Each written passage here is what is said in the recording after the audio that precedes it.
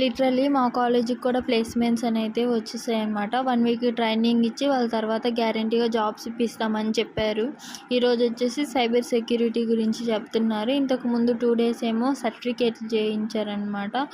వాటి answers చాట్‌జీపీటీకి and గూగుల్‌కే తెలియట్లేదు. ఇంకా నార్మల్ హ్యూమన్స్ మనకేం తెలుస్తాయి చెప్పండి. ఎన్నిసార్లు బిట్స్ పెట్టి అవి రాంగ్ వచ్చి ఒక క్విజ్ పెడతారండి. ఆ క్విజ్ పెట్టిన తర్వాత ఆన్సర్స్ తప్పైతే 90% కంటే తక్కువ వస్తే మళ్ళీ చేయాలి.